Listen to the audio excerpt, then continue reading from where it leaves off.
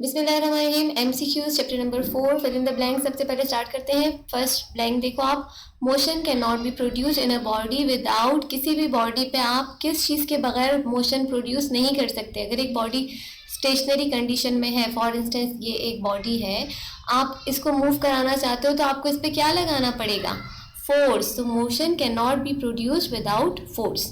No moving object can be stopped without applying, किसी भी moving object को आप क्या अप्लाई किए बगैर नहीं रोक सकते। अगर कोई बॉडी मूव कर रही है, फर्ज करो एक गाड़ी मूव कर रही है और एक सरफेस से नीचे की तरफ आ रही है, अब आपने इसको रोकना है, आपने इसको स्टॉप करना है, तो आप इस पर क्या लगाओगे?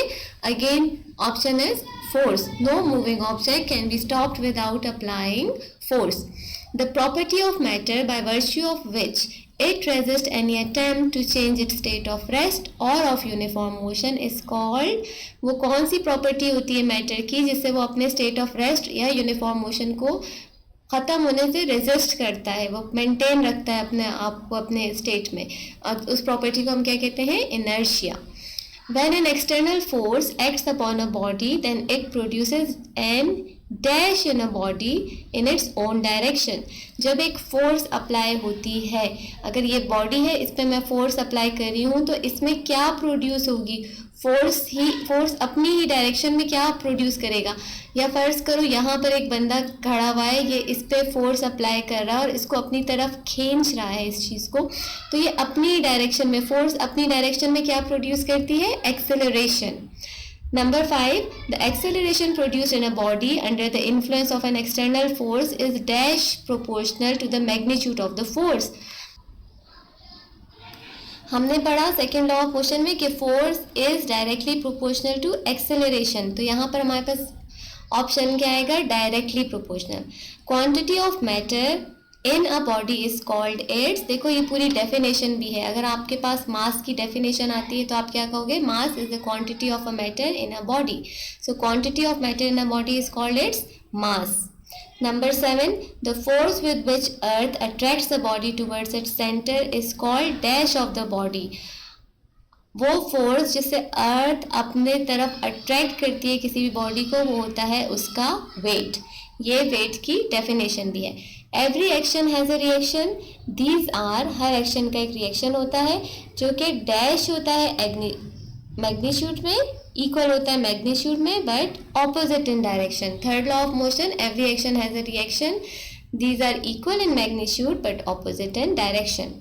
Number 9, the product of mass and velocity, product of mass और वेलोसिटी, मास और वेलोसिटी का प्रोडक्ट क्या होता है? Momentum. Momentum is equal to mv. When one body slides over the surface of another body, then unevenness of the surface results in dash that causes the obstruction in the motion of the body. अगर एक body दूसरी body के ऊपर slide करती है, ये body एक table पड़ी हुई है, इसके ऊपर मैं एक बॉक्स को स्लाइड करा रही हूँ, तो इन बॉडीज़ के बीच में जो अनइवननेस होगी उसकी वजह से इस मोशन को रेजिस्टेंस मिलेगी। इस अनइवननेस को हम क्या कहते हैं? फ्रिक्शन। ये जो बॉडी के मोशन में रेजिस्टेंस पैदा हो रही है, इसको हम क्या कहेंगे? Friction. Rolling friction is much dash than sliding friction, rolling friction sliding friction से बहुत ज़्यादा कम होता है, तो यहाँ पर क्या आएगा? Option less. अब नेक्स्ट चाहते हैं हमारे पास, यहाँ पर हमारे पास ऑप्शन दिए हुए हैं, MCQs है, यहाँ पर हमारे पास 4 ऑप्शन है, हमने एक करेक्ट टिक करना है। Number 1, by applying equal force on spheres of plastic and iron, आपके पास 2 स्फेयर्स हैं, 2 सर्कल्स हैं, एक प्लास्टिक का है और एक आयरन का है, दोनों पे आप इक्वल फोर्स लगाते हो, और दोनों जो प्लास्टिक और आयरन के स्फेयर्स हैं वो बॉल्स जो हैं वो इक्वल वॉल्यूम की हैं। Greater acceleration is produce in the plastic sphere because its mass is, अगर आपके पास 2 बॉडीज़ हैं, 2 बॉल्स हैं, एक प्लास्टिक की है, एक जितनी बॉल्स हैं, एक प्लास्टिक की है और एक आयरन की है, तो प्लास्टिक की बॉल ज़्यादा दूर तक जाएगी जब आप इक्वल फोर्स लगाओगे इस पर। हम लोग क्या कहेंगे? प्लास्टिक की बॉल का मास लेस है, इसलिए प्लास्टिक की बॉल ज़्यादा दूर तक जाएगी। The SI unit of force, force का SI यूनिट क्या है? Newton. The unit of coefficient of friction is, अब चूंकि कोएफिशिएंट ऑफ फ्रिक्शन है, हमारे पास एक रेशो होता है, तो जब एक कोई चीज़ रेशो में होती है उसका हमारे पास कोई यूनिट नहीं होता, इसलिए कोएफिशिएंट ऑफ फ्रिक्शन का कोई यूनिट नहीं होगा। Friction can be produced by using ball bearing. Friction can be reduced by using ball bearings because they ball bearings होती हैं छोटी छोटी balls. आप लोग जो लड़के साइकिल चलाते हो उसमें आप लोगों ने देखा होगा साइकिल के व्हील के बीच में जो व्हील एंड एक्सल होता है उसके बीच में छोटी छोटी बॉल्स होती हैं. तो बॉल बेयरिंग्स क्यों यूज़ किए जाते हैं? क्योंकि बॉल बेयरिंग्स क्या करती हैं, स्लाइडिंग फ्रिक्शन को कन्वर्ट कर देती हैं इनटू रोलिंग फ्रिक्शन. और रोलिंग फ्रिक्शन जो होती है वो बहुत कम होती है, इसलिए मूवमेंट आसान हो जाती है. तो यहाँ पर क्या है, बॉल ये क्या कर देती है, इसका ऑप्शन करेक्ट ऑप्शन है C, convert sliding friction into rolling friction. Question number 4 का करेक्ट ऑप्शन है सी, बिकॉज बॉल बेयरिंग्स जो होती हैं वो स्लाइडिंग फ्रिक्शन को कन्वर्ट कर देती हैं into rolling friction.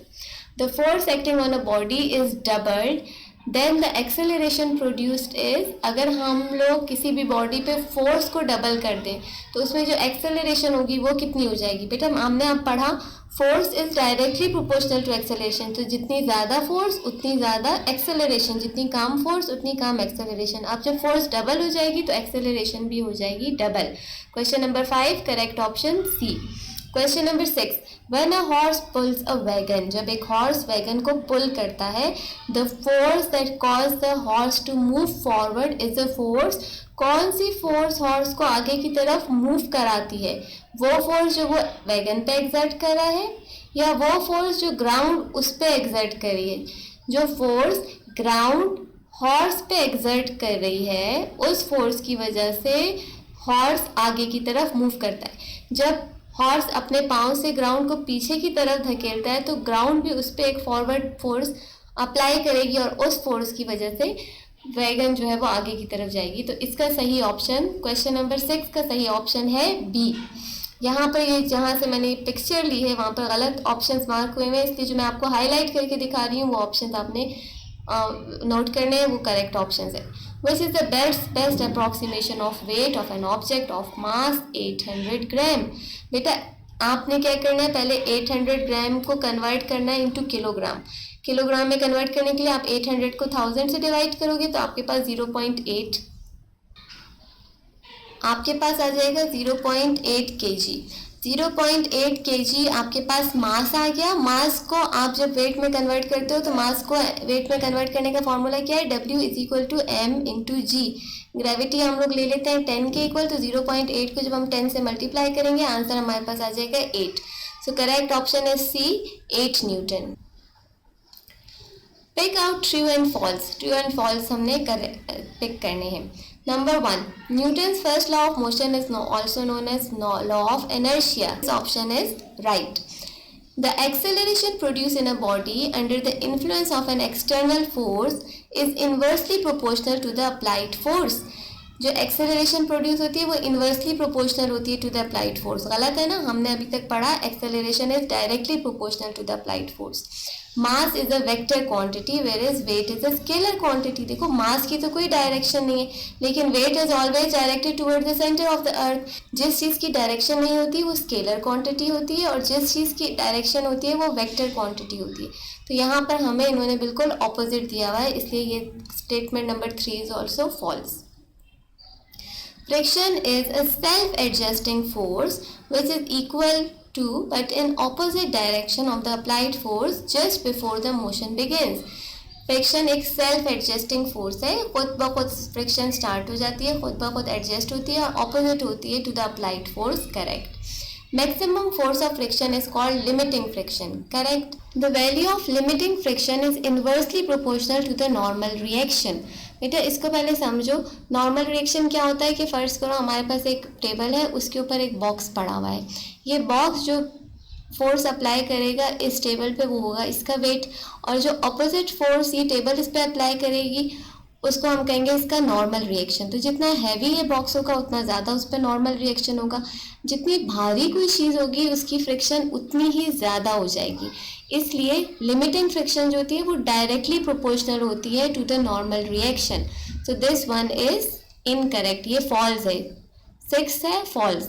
Had there been no friction, it would not have been possible to set a body in motion or to stop a moving body. अगर friction ना होती तो ना हम किसी बॉडी को मोशन में लगा सकते थे और ना ही हम किसी बॉडी को स्टॉप कर सकते थे मूविंग से. तो this is Correct. The biggest disadvantage of friction is that some energy is continually being lost due to friction between machinery operate करते हैं. थोड़ी देर बाद हमने देखा है कि मशीन गर्म होना शुरू हो जाती है. मशीन गर्म क्यों होना शुरू हो जाती है? फ्रिक्शन की वजह से. जो एनर्जी हम उसको प्रोवाइड कर रहे होते हैं उसका बहुत ज़्यादा हिस्सा जो है, काफ़ी अच्छा खासा हिस्सा फ्रिक्शन की वजह से ज़ाया हो जाता है. So this is true. The value of coefficient of friction depends on the nature of the surface in contact. Coefficient of friction depend करता है nature of the surface. This is also true. It is wrong to say that mass is a measure of inertia. ये बात गलत है. हम ऐसा नहीं कह सकते कि mass is the measure of inertia. This is false. Mass is the measure of inertia. ये बात ठीक है. रॉन्ग टू से नहीं, it's correct to say that mass is the measure of energy. अच्छा बेटा, ये तो मैंने आप लोगों को करा दिया जो आपकी बुक में एमसीक्यूज से में.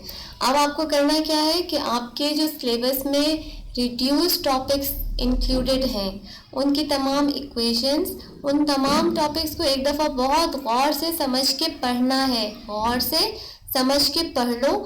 कोई भी एमसीक्यू आ जाएगा. एमसीक्यूज का मतलब क्या है कि आपकी मेंटल एबिलिटी चेक होती है कि आपने जो टॉपिक पढ़ा है कि आपको वो टॉपिक समझ में आ गया है. अगर आपको वो टॉपिक समझ में आ गया है तो आप बहुत आराम से उसको सॉल्व कर सकते हो. अगर आपको इंग्लिश में समझने में कोई प्रॉब्लम है तो आप उर्दू की बुक से भी हेल्प ले सकते हो, या आप किसी टीचर से कोई टॉपिक अगर आपको समझना है, आपको समझ नहीं आ रहा टेक्स्ट बुक पर, आप मुझे भी कमेंट करके बताओ, मैं आपको समझाऊंगी इंशाल्लाह. आप अगर अच्छे तरह से टॉपिक को समझ जाओगे तो एमसीक्यूज़ बिल्कुल आसान है, वो आप आराम से सॉल्व कर सकते हो. उसमें आपको 4 ऑप्शंस दिए हुए हैं. अगर आपको पता होगा कि आप टॉपिक क्या है, आपने अच्छी तरह से समझा होगा तो आप आराम से सही ऑप्शन को करेक्ट कर सकते हो. ठीक है. Take care. अल्लाह हाफिज़.